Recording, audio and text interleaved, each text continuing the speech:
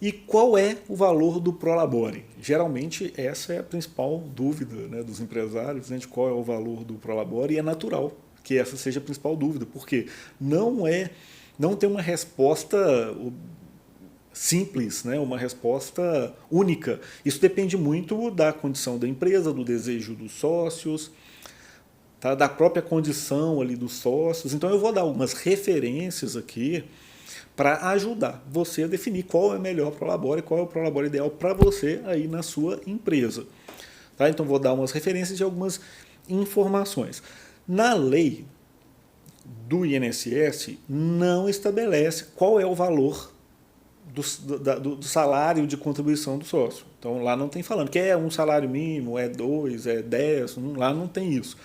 Só fala que precisa, que tem que haver um salário de contribuição para o sócio ali, os sócios que estão laborando na empresa.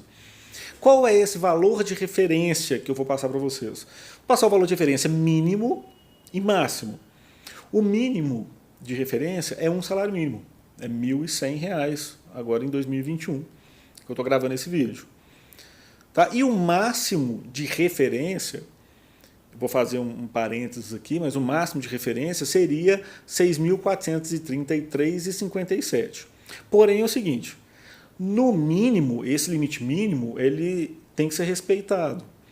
Por quê? Uma contribuição menor do que um salário mínimo, né? Então essa pessoa não contribuindo em outros locais e contribuindo com menos de um salário mínimo, ele não tem a cobertura do INSS, não conta como tempo de aposentadoria no mês e não tem a cobertura nas coberturas ali de invalidez, né, e etc., que o INSS ele promove. Né? O INSS é como se fosse um seguro, vou falar nisso aqui, né? Não é um seguro, mas é como se fosse essa contribuição que dá essa segurança aí para o trabalhador e também dá para o sócio. Então a referência mínima seria um salário mínimo. Há quem defenda que o mínimo do Prolabore é o relacionado ao mínimo da categoria, do piso salarial da categoria, mas essa referência mínima separa o empregado. Tá? Então, assim, dá para entender, o mercado, de uma forma geral, entende e interpreta que esse mínimo seria um salário mínimo. Tá? Por conta de ser o menor valor de referência de salário para uma pessoa que trabalha integral, e também porque um salário mínimo ele é o mínimo que tem que se contribuir, né, o INSS em cima de um salário mínimo para dar a cobertura de contagem de tempo e a cobertura do INSS naquele período. Então esse é o valor mínimo. O valor máximo não tem limite, você pode contribuir com quanto quiser, né? Pode ter um Prolabore, na verdade, ter esse Prolabore em folha e receber um Prolabore de quanto você quiser, 5 mil, 10 mil, 20 mil, não importa, não tem nenhum problema. A questão é que o cálculo do INSS, tá? O cálculo do INSS, o teto do INSS é de R$ 6.433,57.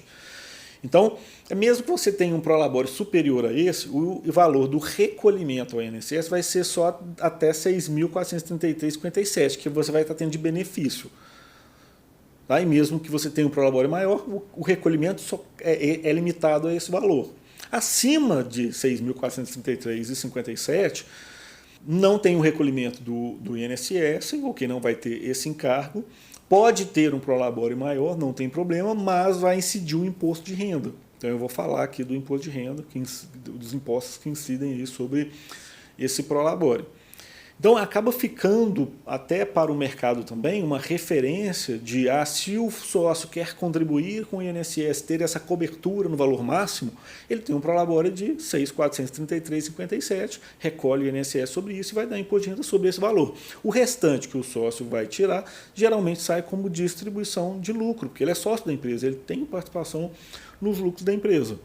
Tá? Mas aí isso depende muito do modelo societário, de quantos sócios tem, do que foi acordado entre os sócios.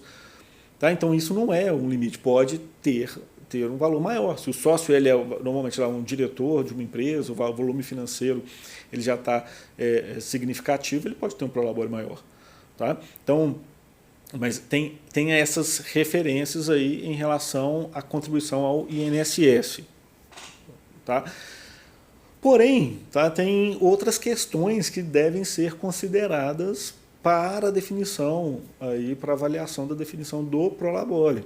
Então, eu vou citar algumas questões, né? Por exemplo, o próprio capacidade financeira da empresa. Mas se a gente está falando de uma empresa que acabou de nascer com uma ME, é uma média empresa, que está lá, acabou de ser criada só com sócios, um ou outro funcionário, está com pouco faturamento, né, e não tem esse volume financeiro para remunerar o sócio num valor de 5 mil, 10 mil, 20 mil, o sócio, como grande interessado, maior interessado nessa empresa, ele vai ter a sabedoria de entender que a empresa não pode pagar um prolabore alto para ele naquele momento. Então ele vai fazer uma retirada mínima. Tá? Ou não vai fazer retirada enquanto a empresa ainda não estiver operando, né? Estiver na fase ali pré-operacional. Aí depois começar a operar, vender, ele vai colocar um prolabore. E vai começar com um prolabore menor, né? Natural. E esse prolabore pode crescer na medida que a empresa tiver a capacidade financeira para fazer isso. Então, esse é um ponto muito importante para ser levado em consideração. A segunda, outros pontos que podem ser levados em consideração também nessa definição do prolabore, tá? E aí extrapola até um pouco mais a própria questão individual dessa pessoa física como sócio dessa empresa, é que se esse sócio já trabalha como funcionário de outra empresa, ou se ele já é sócio de outras empresas ali do grupo ou não, né, já é sócio de outras empresas, e nas outras empresas ele também tem prolabore, esses prolabores nas várias empresas, ou o salário que ele tem como funcionário em outras empresas, públicas ou privadas, tudo isso é renda tributável.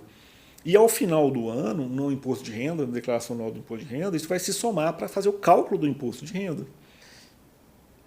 E a soma, se nessa soma ele não tomar cuidado para, em algum local, não recolher o INSS, mas se essa soma já durante o mês ultrapassar o limite previdenciário de 6.433,57, tá? Um exemplo que nessa soma deu um valor de 10 mil, dele como sócio de várias empresas, como funcionário, e ele está recolhendo em todas elas o INSS.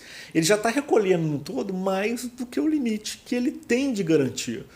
Tá? É possível fazer em uma dessas empresas, né, ou em várias, uma declaração para não recolher assim, porque já recolhe no máximo na empresa XYZ.